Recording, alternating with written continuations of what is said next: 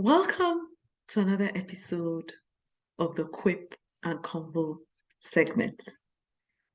My guest today,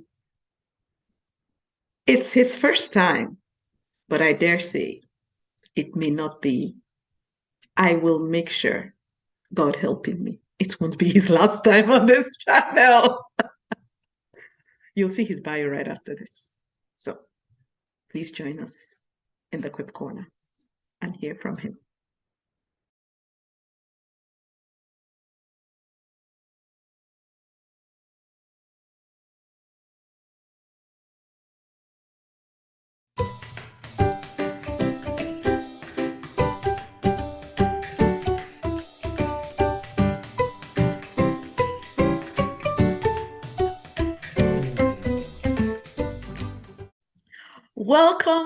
Welcome to the Quip and Convo segment of the Quip Corner with Ada, Mr. Babs.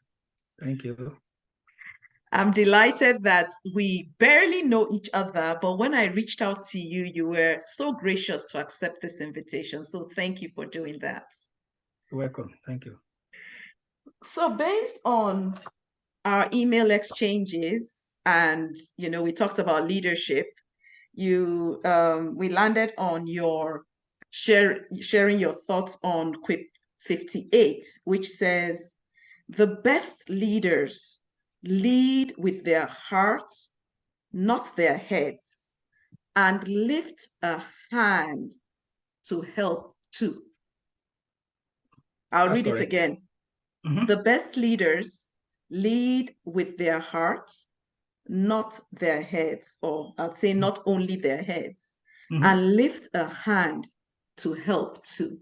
So that's very correct. So that's what you want me to discuss.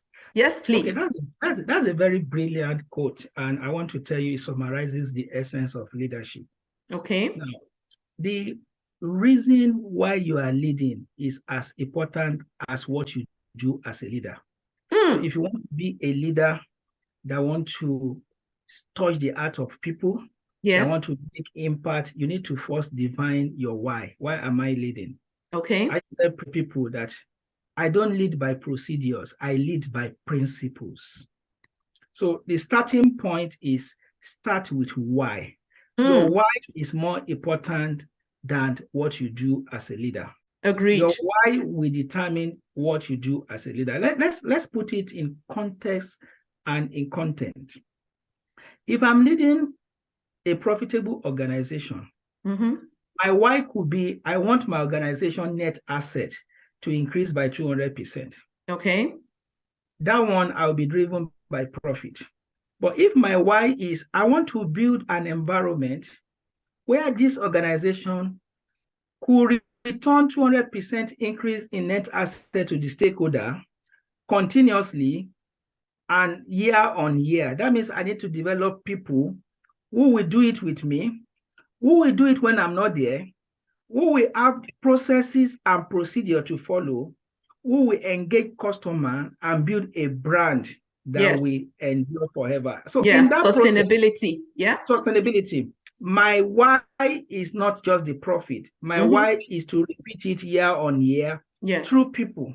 And that's the first part of the code, that you need to touch the heart before you ask for the hands. You need to reason. The second component, which says that you want, it's like, if I want to paraphrase, you want to leave an impact that is beyond your own impact. You want to develop people. Yes. And recently, I propounded a theory called infinite stake leadership theory. Okay. I'm going to share that with you. But I quickly want to identify 4 basic human needs that every leader should seek to meet. Okay. The first one is a sense of belonging. If you are a leader and you want to be remembered, you must give your team a sense of belonging. Yes. If you don't give them a sense that, oh, they are part of the team, take a football team, for example. Each of the defense, attack, midfield, they are working towards the same objective. So you define your why, the objective. So give each and every member of your team a sense of belonging. Yes. They have a role to play. If you don't give them a sense of belonging, they become inferior to the team. Yeah. Number two, you need to give them a sense of what. For you to Okay. make this team, you have self-worth. You have met some minimum criteria. You have the capacity, and you have something to contribute. Yes. If you don't give them a sense of what, they become insecure. And when you have somebody that is insecure in your team, they spend more time trying to defend their position than doing the job with you. Yes. Yeah. Number three, and they never provide security for anyone. An insecure leader eventually will make the organization to go south, Yeah, to right. lose everything. Yeah. Now, I used to tell my proteges, my subordinates at work, that I want you to learn from me so that one day I will not be relevant for this position again because I have something higher I'm going to do. It's because I'm secured. Yes. Yes. Number three, sense that you must give your team member is sense of competence. Okay. That means you need to identify their needs, their training needs, their capacity needs, the gap in what you are asking them to do and what they can do, and build their capacity so that they can have the competence to do what you're expecting them to do. I used to say this anywhere in the world. I've said it in Dubai.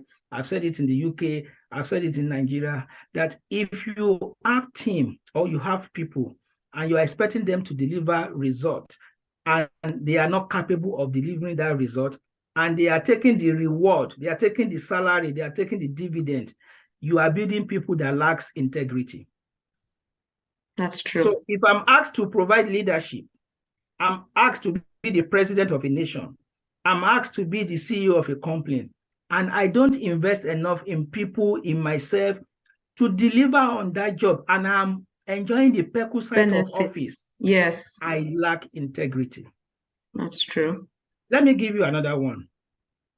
The essence of leadership, the major function of a leader is not to deliver those results they are mentioning. No. If you see a leader reading a book, oh, we deliver 200 billion profit, we have done this, he's not the one that did all those things. The people. So leaders are to take care of people that will deliver the result. Spot on. Not to do it by themselves. Spot on. So what you are telling me in those quotes is, leader, don't do it yourself. Yes. Do it through people. Yes. In the process, build people. And I would like to summarize it by defining leadership in my own way.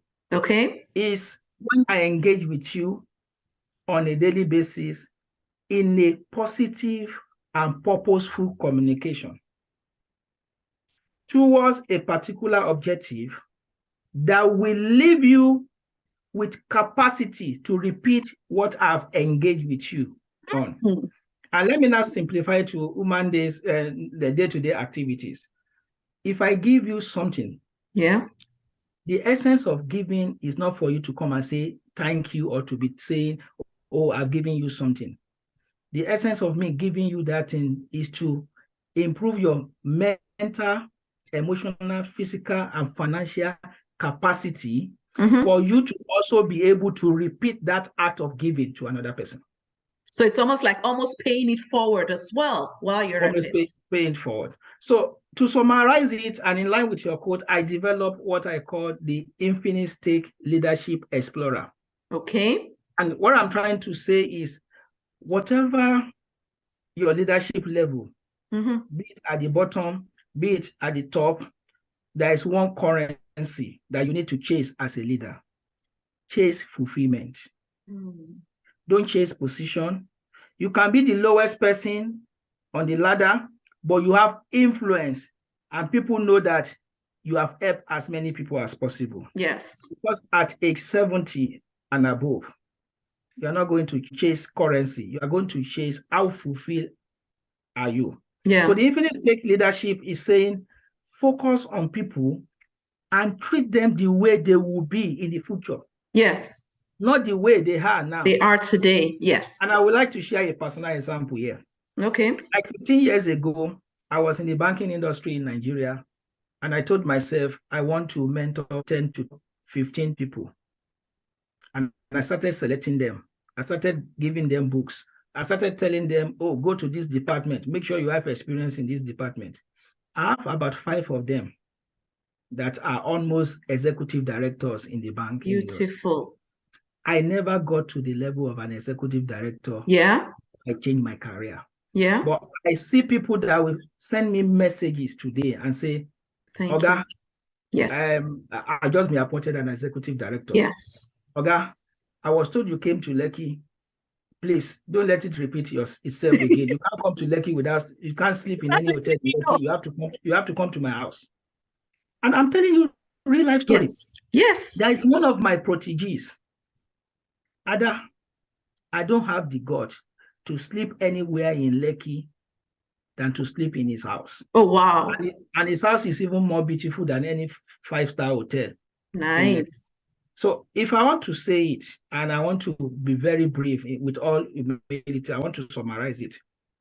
Leadership is not about yourself. It's about what you do to others that advance them in life and that make them to be better in the interest of themselves and the interest of society.